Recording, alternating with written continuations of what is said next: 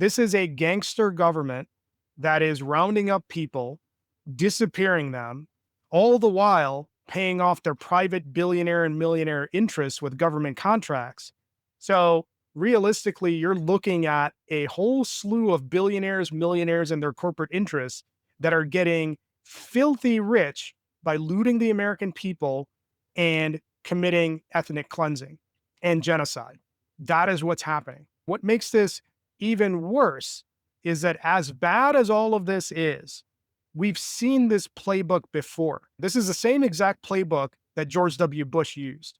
And he used it to the effect of killing millions of brown people halfway around the world, while he and his military buddies got rich.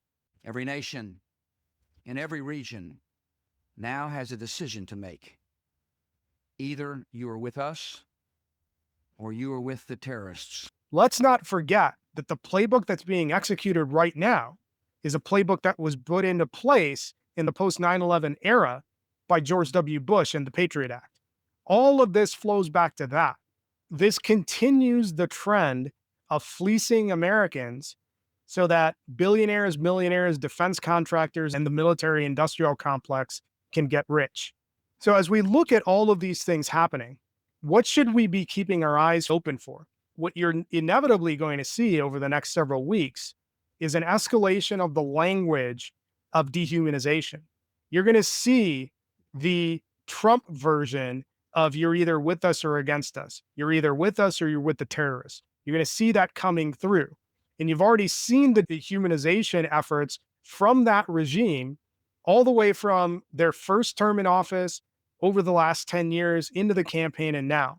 Every person that is brown is automatically assumed to be a rapist, a felon, a terrorist, or a murderer, or a criminal, or felon, or all of the above. It's only the brown people. And it's true. How many felons has he pardoned that have been white and have committed atrocities on the American people? You had 15 to 1,600 domestic terrorists belonging to the Proud Boys or Oath Keepers and various other white nationalist groups that were given blanket pardons. And now we're seeing them pop up in these ICE raids. Quite the coincidence, isn't it? The other thing that you're going to see more and more violence coming from the Trump regime's Gestapo. You're going to see an escalation of anti-Muslim rhetoric because we are yet again deciding to make the choice to go to war in a Middle Eastern country. You're going to see more abductions and you're going to see more consolidation of power. What we are watching is a slow speed crash into what 1930s Germany looked like. That is what we're seeing. There is no disputing it at this point. When you're loading up zip-tied migrants into the back of cargo planes and never landing anywhere and coming back empty, what does that signal?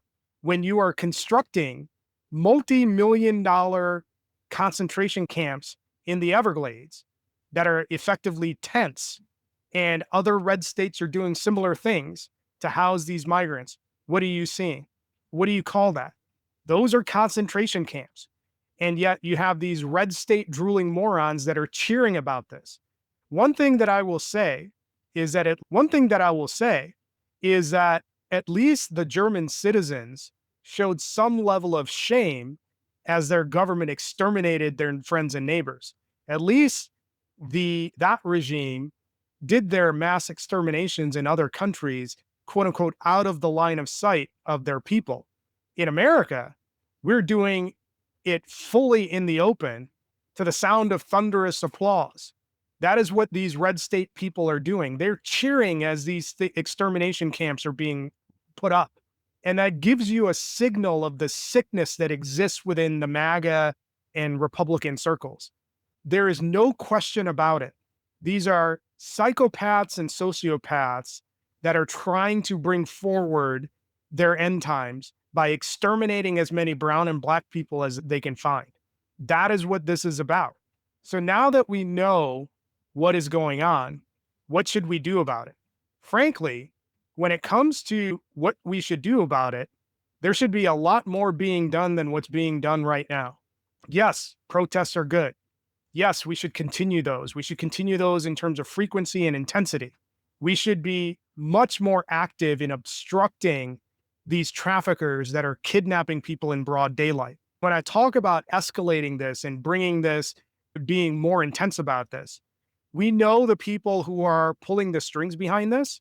You saw Tom Homan crying about how he can't see his wife anymore because of the level of threats. He's afraid for his life or something to that effect. That is the type of pressure that needs to happen, and it needs to be brought to the doorsteps of all of these Nazis that are actually pushing for this to happen. They should know zero peace, because the reality of it is brown and black people all around this country are not finding any peace. They're living in terror and fear of being kidnapped off the streets, whether they're citizens or not. So it's time to give these Nazis a taste of their own medicine. We need to be meeting them in the streets. We need to be meeting them in their neighborhoods. We need to be meeting them on their doorsteps and making sure that they understand that none of what they're doing is acceptable. They need to understand they have no room for movement. They will be given no quarter. And when it comes to how we respond, it's all options on the table. And it's got to be led by the people in our communities who have the most privilege. So, white men and women, this is your mission to lead. You need to chase, corner, and confront every single one of these Nazis and Nazi sympathizers whenever the opportunity presents itself, and make sure that they know zero peace. They don't get to escape from the consequences of their action. That is where we're at right now.